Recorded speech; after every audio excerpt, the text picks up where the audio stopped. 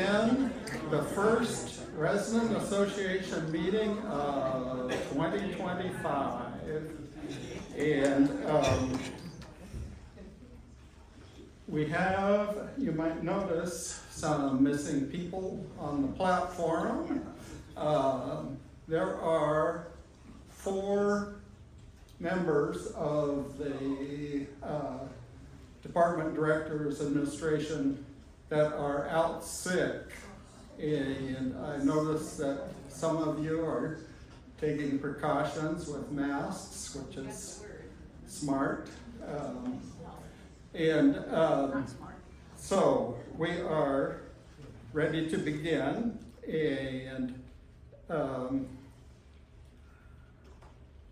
if I can get on the right slide instead of bouncing back and forth.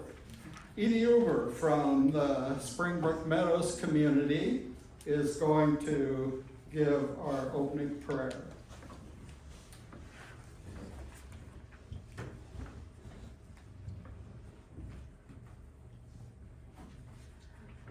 So I'm inspired a lot by the fact that it's Martin Luther King Jr. Day, and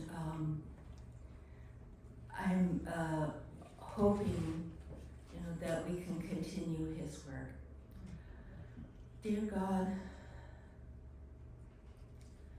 please grant us wisdom and compassion as we deal with each other, and also gratitude those of our leaders who were newly installed today.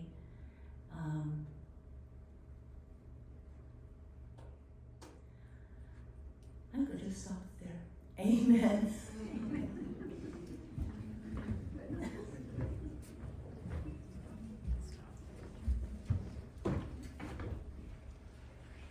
We have 3 memorials today. The first is Sandra Curry. In her childhood, Sandra was a farm girl and a horse whisperer in southern Missouri. Her daughter in her tribute gave the instructions as far as what the proper pronunciation was. Otherwise, I probably would have said Missouri or something like that. Sandra was a scientist and educator of the variety you would want for your daughter or your granddaughter to have as a teacher. Key School in Annapolis, Maryland is where she met her husband Lee, and that is where they both taught for many years. I failed. I tried, but I failed to get short bio information about Donna Campbell, but we will have that next month.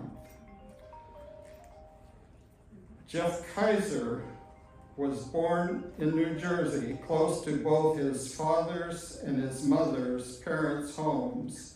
He graduated from a technical college in the same area. He served 3 years in the Navy. After the service, he worked as a machinist, as his father and his grandfather had. But that does not tell you about Jeff. Jeff lived to help people and fix things. He was never happier than when he could do something for someone that made things better for them. It wasn't just people. Jeff also loved each and every foster dog that we were lucky enough to care for. Those words from his wife, Marge. We will now have Bill Rourke and scholarship recipients come up. Always happy to be able to do this, and we've got 2 scholarship recipients, recent recipients that we'd like to introduce to you all today and make a couple of comments when they finish. We always do this in alphabetical order. It doesn't seem right today, does it? I But we're going to do it in alphabetical order. So Gabe, Gabe is a, by last name, exactly. I'm pretty sure G, oh, I'm sorry, in any case, I review the application forms, and on the application forms are comments from the supervisors of the scholarship applicants. And Gabe's supervisor said some nice things about him. Dignity, compassion. When Gage has a goal, he works diligently. Passionate.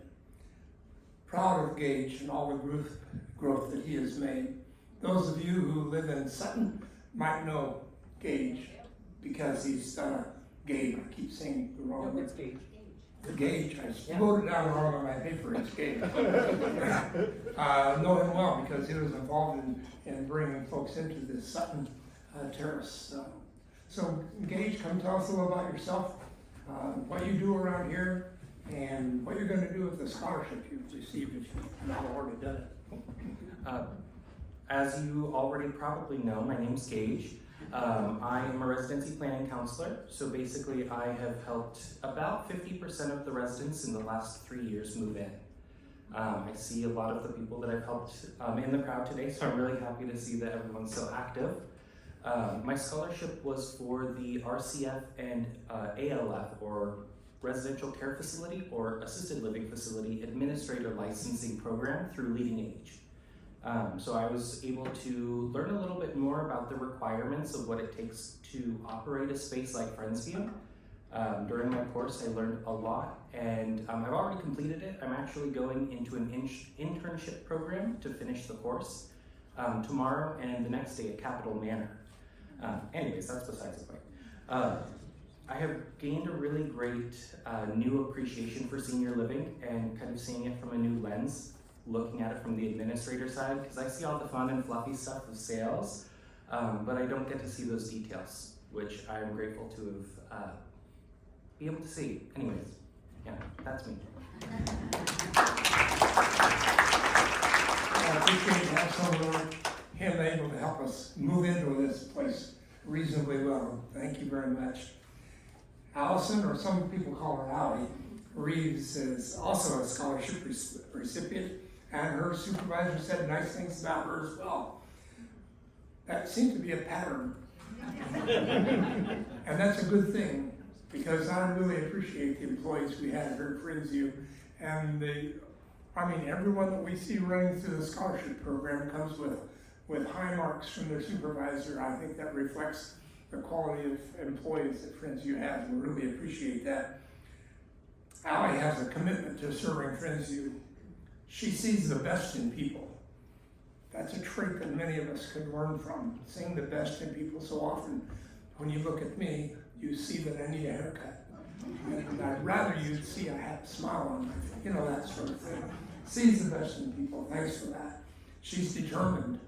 She's reliable. She's dependable. And she's a leader to our care staff. Allie, tell us about yourself.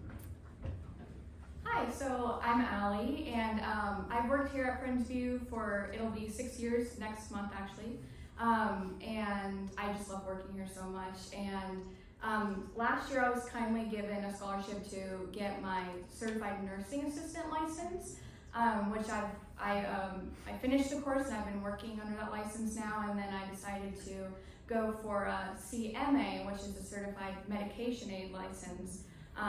So that's what I'll be using the scholarship for next month. It'll be a 3-week program, and then I'll have the license. And yeah, so I work kind of all over the building, so it'll come into great practice. And I'm very thankful for all the generosity from you all. So thank you.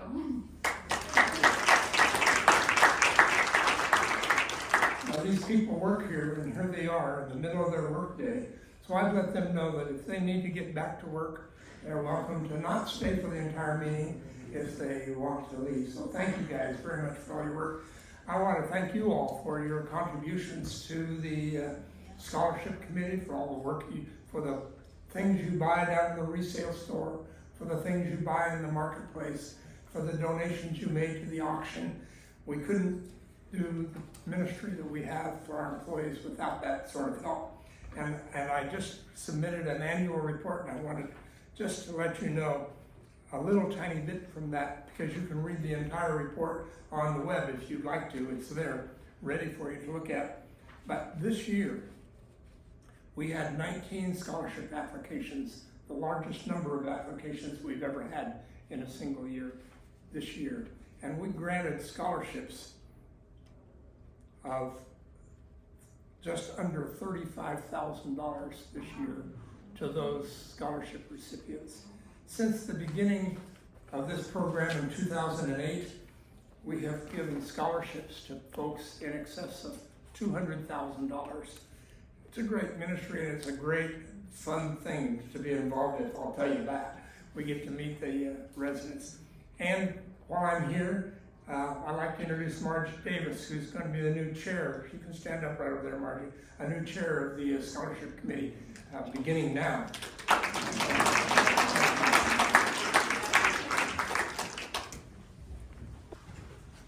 One of the things I'd like for us to do this year is to each month feature one of our 9 neighborhoods. And so today we're going to feature Pennington. Anybody that lives in Pennington, would you either stand up or raise your hand? We've got a pretty good representation. They, each year they have celebrated their birthday. This year in December was the 7th year that they have existed. And like any neighborhood, they have residents who come and go. This particular slide shows in the first frame there the residents that have moved from Pennington to another location. Then the 3 who died during the past year, and then there are 10 that moved in to Pennington this year. Part of their birthday celebration each year is that they post comments in the hallway just past the elevator on the 2nd floor. And so these are different residents share these words of gratitude or memories, and it's really quite nice to see how, as a neighborhood, they function with friendship and support for each other. One, I'll not bother to try to summarize all these, but I am pulling one sentence from one of these notes that begins with, "Make new friends, but keep the old. One is silver and the other gold." And that is exemplifies, I think, very well the way that we function, not just in our neighborhoods, but as a community. We also, this year, want to feature activity groups. So in future months, I hope that we have some activity group participants sharing. Number of people sharing today is rather limited, but thank you, Bill. Thank you, Edie. Thank you, Virginia. What I want to do today, though, is rather than focus on a particular activity group, is to, at the beginning of this new year, to honor some of the people who are stepping away from a leadership role in an activity group. These 10 people are people who are passing the torch. They're stepping back from the roles they've played, even though they're still active part of the community, this is an appropriate time for us to acknowledge their service and express our appreciation. If you've been part of this community for more than a couple of years, you will recognize that my brief comments don't adequately describe the contribution that these people have made to Friendsview. Janine Elliott's commitment to the marketplace existed for years prior to her service as co-chair, and I think she has been looking for a replacement for a while and has found that. Maggie Fries has served in so many different roles at Friendsview, but is perhaps best known for her leadership of the Education Committee. Her primary position for 2025 is as Secretary of the Residence Council. Susan Holcomb served as chair of the Food Advisory Group during COVID and post-COVID. Mary Kalesi gave leadership to the post-COVID reorganization of the community spiritual life in the form of the neighbor to neighbor umbrella, which has continued to evolve. I'll reference that again here in a little bit. Margaret Master was involved with what was identified as creation care prior to COVID and is now named environmental stewardship.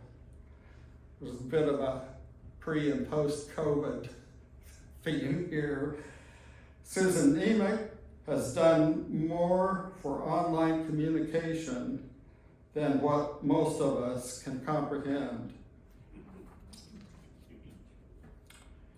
She created and maintained the resident website, and when we made the transition to Touchtown, which is now the community hub, she gave massive amounts of time and expertise to the setup and to training.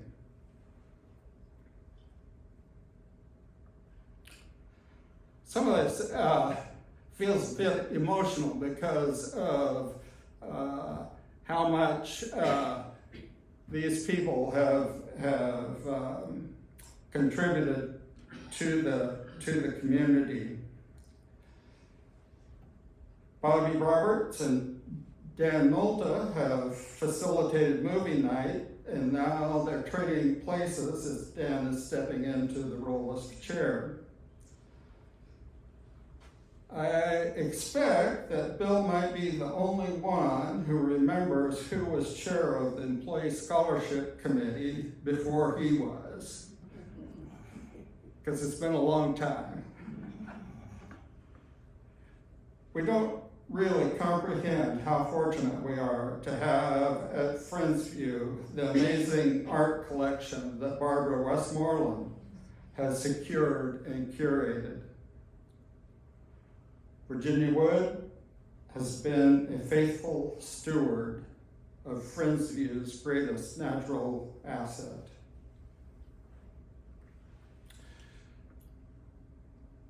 And now, this slide and the next one are kind of the introduction of new chairs of these different communities. Art on the Wall, Mark Woolbright will be taking Barbara's place. During the past year, Christian Life Together became the reformation of what had been Neighbor to Neighbor, with Phil McLean and Bonnie Sloat as co-chairs. Mary Kalesi and Joe Helsebeck provide leadership for the spiritual care team. Pat Ackley served as co-chair last year of Education with Maggie Fries, and this year Kalila Jaffe will be serving with Pat. Margie Davis has been secretary of the Employee Scholarship Committee, and as Bill previously stated, is now picking up the torch as chair of that committee. Margie Lemaster has been leading environmental stewardship and has been trying to find somebody to step into leadership position because she was starting to say that nobody else stepped up, she is not going to continue. And so Carolyn Hale and Aram are stepping into the vacuum that would have been created otherwise. 5 more. Marilyn Godfrey and Deb Jacobs are the new leaders for Food Advisory. Carol Sherwood has been co-chair with Maggie Fries of Health and Safety for Independent Residents, and now Jill Miller is taking Maggie's place as co-chair with Carol. Jim 1 and Jim 2 are the new co-chairs of Hess Creek. Jim Miller is Jim 1, Jim Egland is Jim 2. Carol Dietrich continues as co-chair of Marketplace with Kim Dow replacing Janine Elliott. And as previously mentioned, Bobby Roberts and Dan Mulder are trading places. Ellen Webb is also on the movie committee. Yeah, right. And I haven't, there's a lot of people who are on these committees and the work that you all do together is really quite amazing. We need to give these people a round of applause. Let's do that.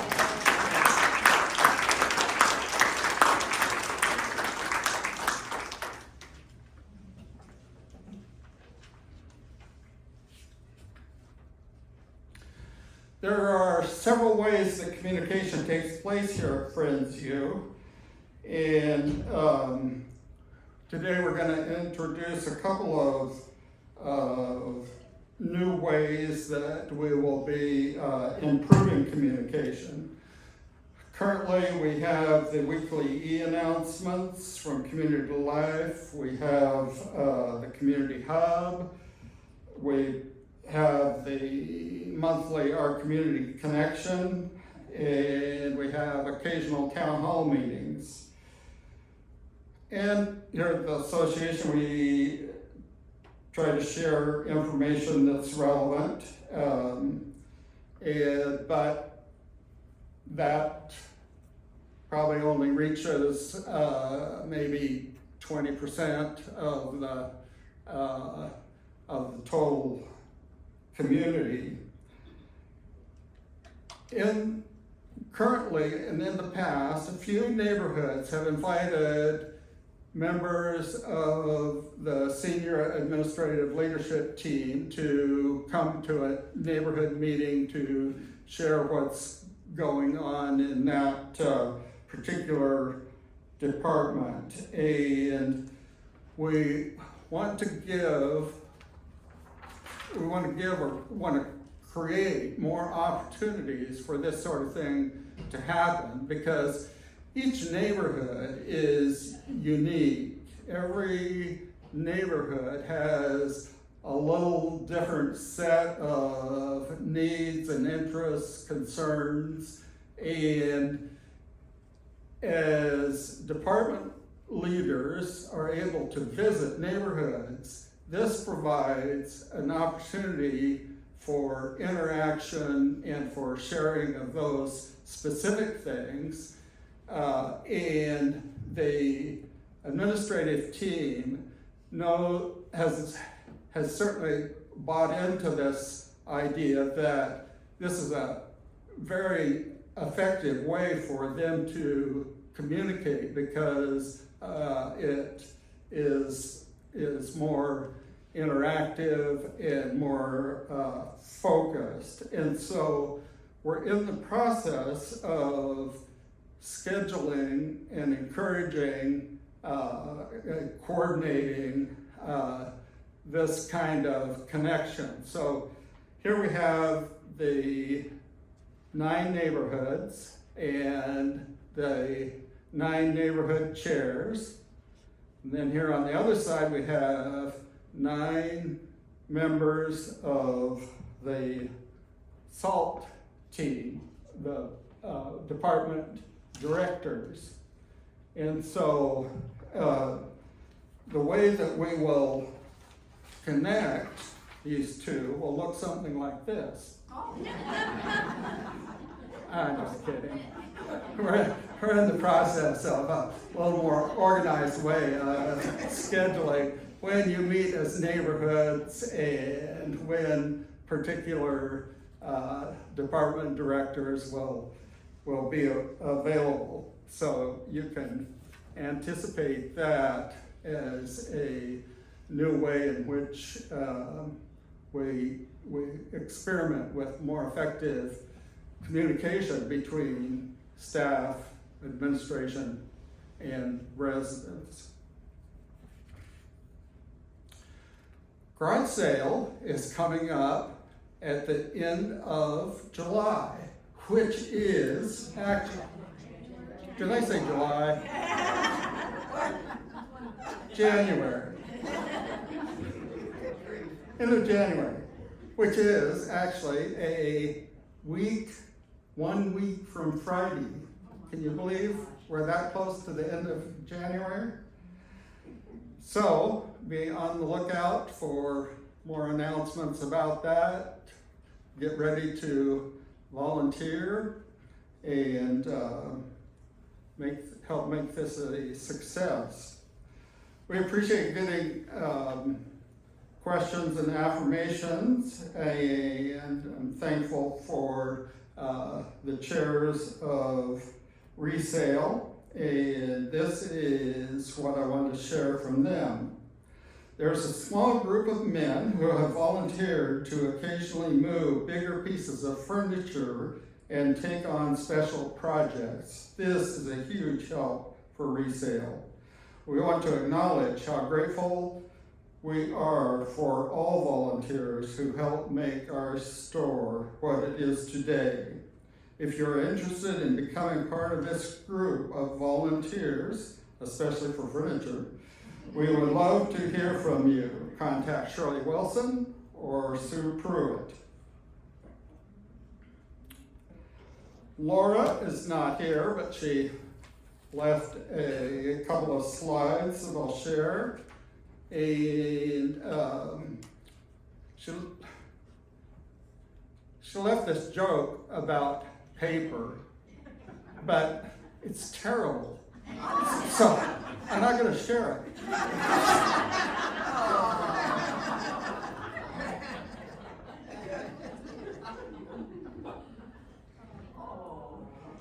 This is a photo of Toby Scout Williams, son of fitness coordinator Abraham Williams, and the announcement of the birth last Tuesday of Rowan Hugh Riddlehuber to Finance Controller Jenna Riddlehuber.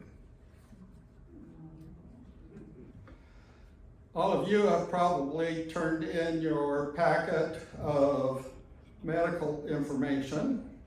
However, if you haven't and you need help, reach out to Christy Whitley, Gaby Hernandez, or Christina Aramello. Suggestion and concern. Oh, never mind, I'm stumbling over my notes. That's the first item that Laura has here. The second item is about the suggestion and concern forms, which is something that is in process, and Laura and Christina have been giving a lot of attention to this project. Laura indicates here that details are to come. And so moving to Christina, who is also out sick.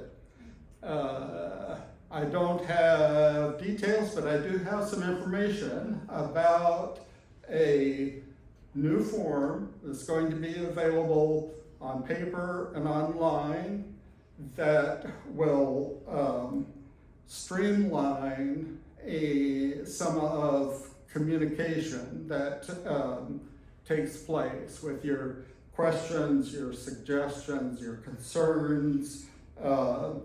This will provide a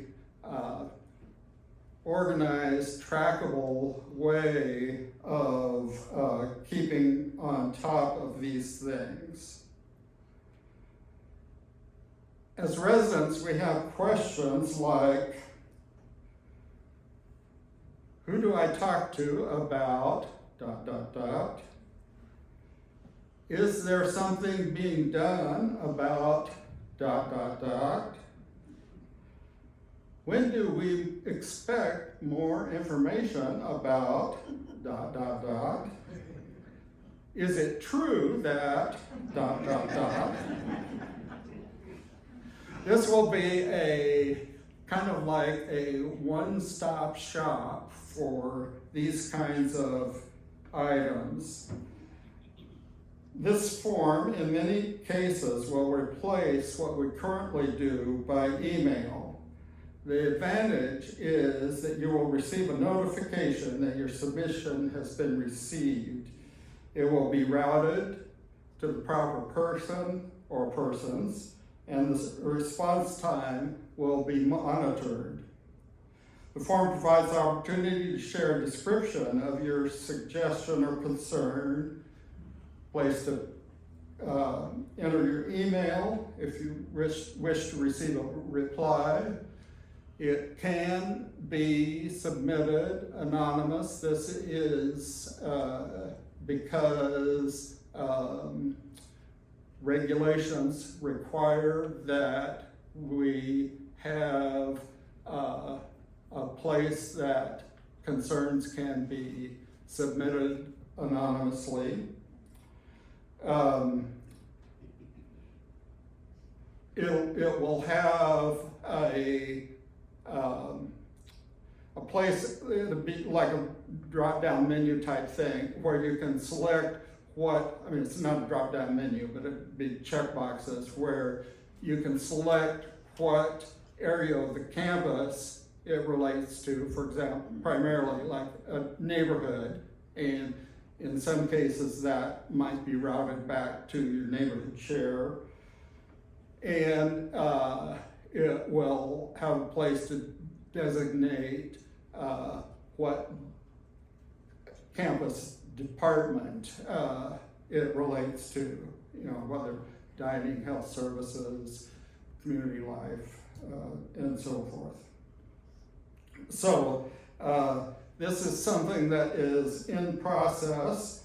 Work orders are a different matter, and they will continue to be submitted under that form. So I'm sure you have questions about this, and this is primarily an announcement of help is on its way, and that Laura and Christina will be giving you a more complete description and answer your questions about this in the future.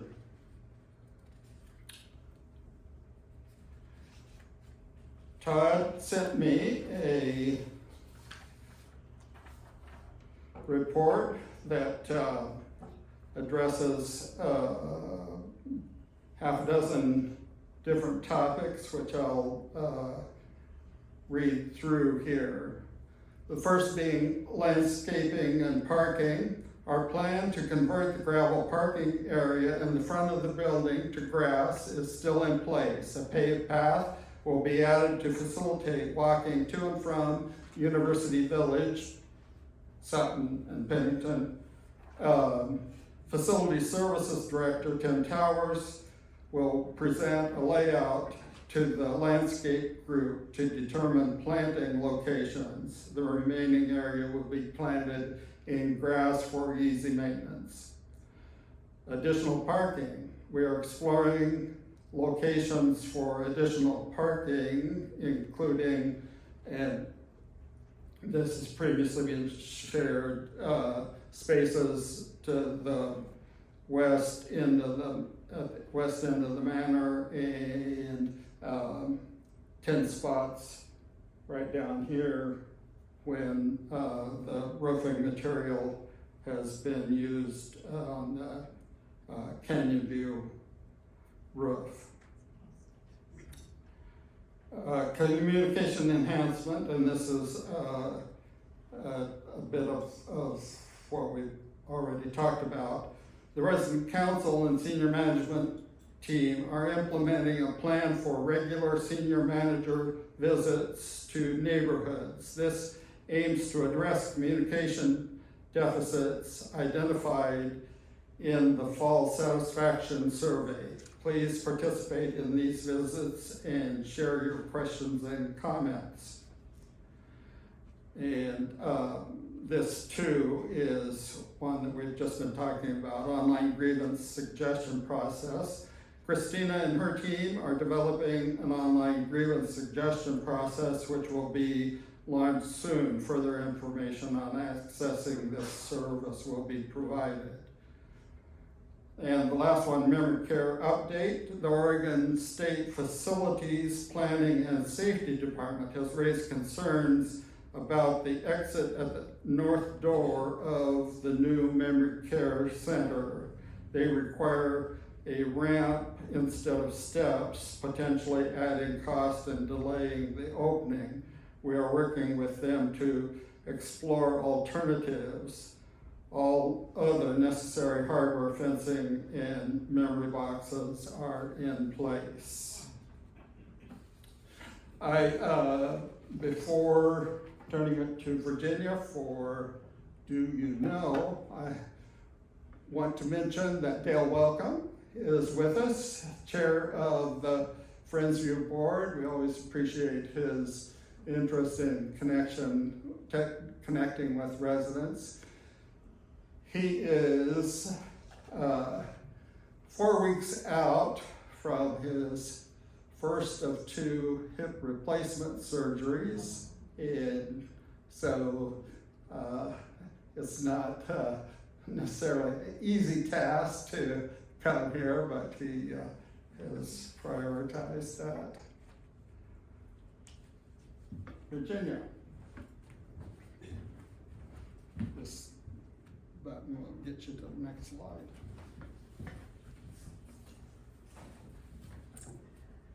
I love the song that begins with, "The weather outside is frightful." Unfortunately, it's actually pretty nice, but it's a little bit cold in the morning. And I'm wondering if you're aware that for those of you living here in the main building, you don't have to go outside to handle those home office things that you need to do. Sorry, those of you who live at Springbrook, Pennington, Cherry Oaks Plus, and Sutton, you might have to walk over to the main building. But did you know? We have a wonderful system for fulfilling your office needs, and one of them is on sale. I saw that Janet Herron had a lot of booklets of stamps, and she is selling them at the old price before the post office, I think, went up right before Christmas. So if you want to get a bargain, go down and see her. And it's not just 3 or 4 packets. I did forget to ask the marketplace though, are you folks still selling stamps? I used to have to sell stamps. Nobody from Marketplaces here, sorry. So you might check them too, but they may. Well, no, they'll probably still have the $2.24 price also. You need to send a fax. Just costs 20 cents at the welcome desk. You got a package you have to mail? They got one of those fancy meters that'll put that little white strip on, and then when the postman comes, they give him all sorts of boxes, and hopefully yours will be included. Need to notarize a document? Well, first of all, you gotta find the business office. But it is down there in the Canyon View Center, but don't go down that narrow hallway. You go down where the pool table is, just walk straight. That's east, right? Walk straight east, and it'll be there on the left. And they'll be glad to help you notarize that document. And then there's the copy machines. Have you located the new one? It's in the lobby area right there before Creekside, their entryway. Well, find it, because that big old one around the corner in what used to be the computer room, it's not going to be there very long. Once they find out somebody who can take it, it's awfully big. But locate the new one. And then we have a few questions that are going to be answered about how you do process your money. But there's a little box by that one that's in the entryway. You're asked to put what it costs to copy on that machine, which if hasn't changed in the last 24 hours, is still 5 cents for black and white and 20 cents for color.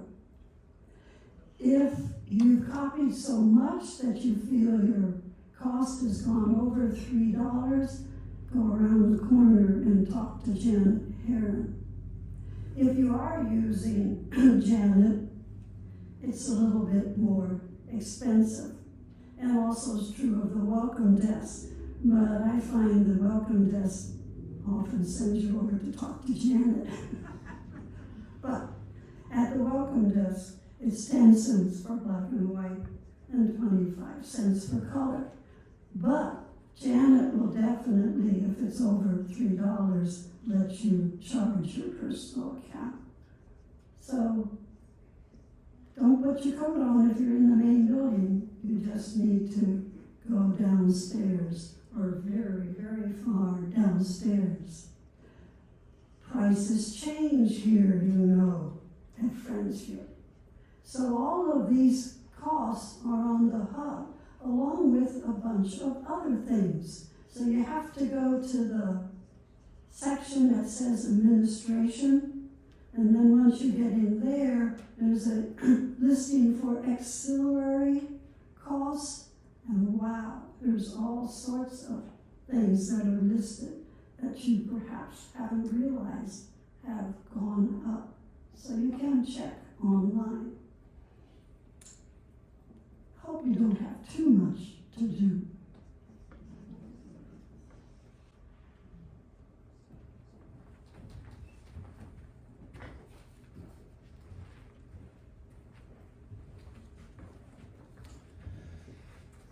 Each year we've generally had kind of a theme for the year. 2 years ago, we covered the Friendsview Values, and I think that it's worth covering those again, as they are really foundational as far as how the board, administration, and we as residents operate.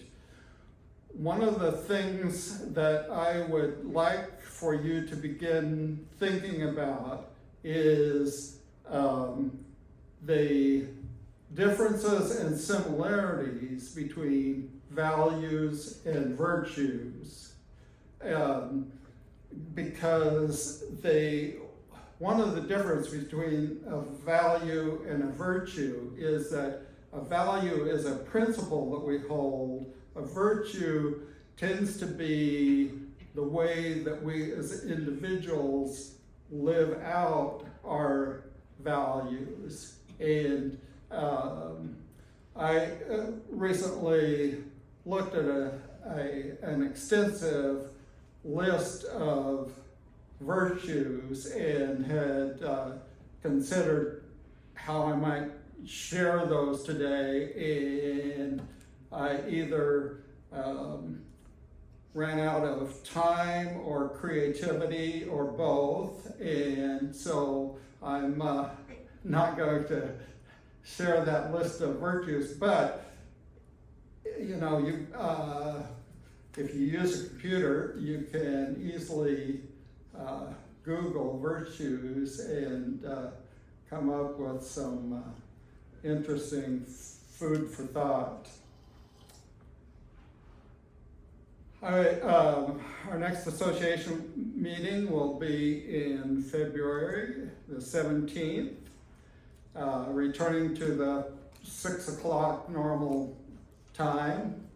And I appreciate your attention and attendance and all that you each add to this community. Thank you. You're dismissed.